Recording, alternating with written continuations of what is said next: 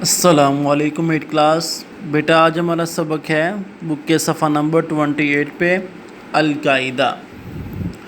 القاعدہ ہے، یہ عربی عبارت ہے، اس کا ترجمہ یہ ہے جب کسی فعل میں 3 اصلی حروف کے علاوہ کسی اور حرف کا اضافہ کیا جائے تو اس فعل کو ثلاثی مزید فی کہتے ہیں۔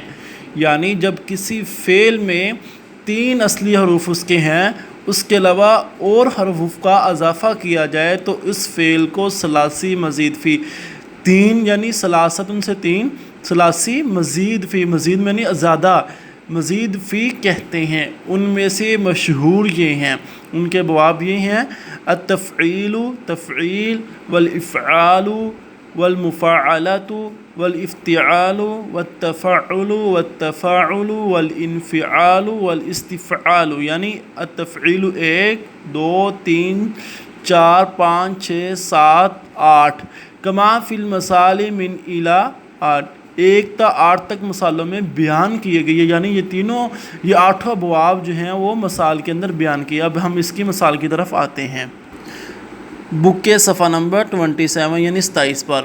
اب اس کی جو ہے وہ باب ہیں۔ پہلے نمبر پر تفعیل، یعنی ہم نے پیچھے پڑھا تھا پہلا تفعیل، تو اس کا باب ہے آگے ساہولا۔ یہ 3 جو ہے وہ اس کے اصلی حروف ہیں۔ ساہولا یہ اصلی حروف سین ہا اور لام، اس کے آگے اضافہ کیا گیا ہے یا کا، یسہولو، سہالا، یسہیلو تسہیلاً، یعنی یہ ثلاثی مزید فی کا جو ہے وہ ہو گیا، یعنی یہ ثلاثی مزید فی کے ابواب بن گئے۔ اب ساہولا، یسہولو، سہالا، یسہیلو تسہیلاً۔ ایسے ہی افعال سے ناتجا، یہ اصلی حروف ہیں۔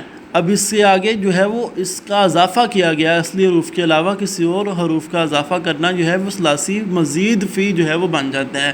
ینتجو یعنی یا کا، انتجا ینتجو انتاجن۔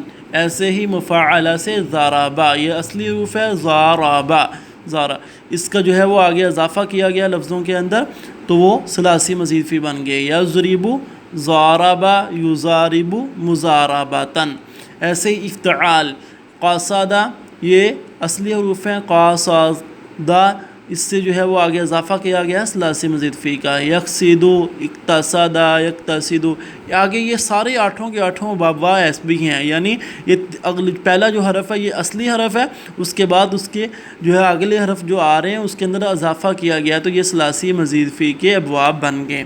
آپ نے جو ہے وہ اس کو اچھے طریقے سے یاد کر لینا ہے۔ اور ثلاثی مزید فی کی آپ نے تعریف بھی لکھنی کہ ثلاثی مزید فی کسے کہتے ہیں۔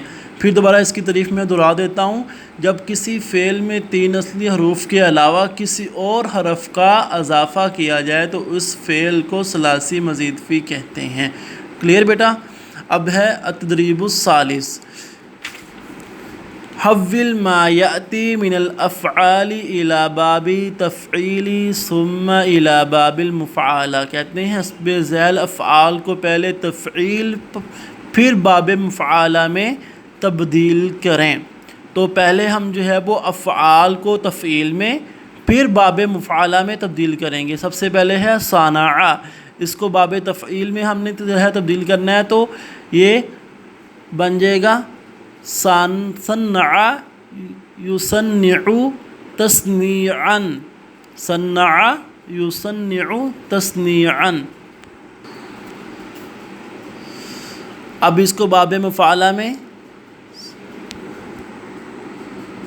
صانع یصانع مصانعتا۔ اب شرع، اس کو پہلے باب تفعیل میں شرع یشرع تشریعا، پھر باب مفعالہ میں شارع یشارع مشارعتا۔ آگے وافر کو پہلے باب تفعیل میں وفر یوفر توفیرا، پھر باب جو ہے مفعلہ میں وافر یوافر موافرتا۔ آگے صرفا، صرف یصرف تصریفا، صارف یصارف مصارفتا۔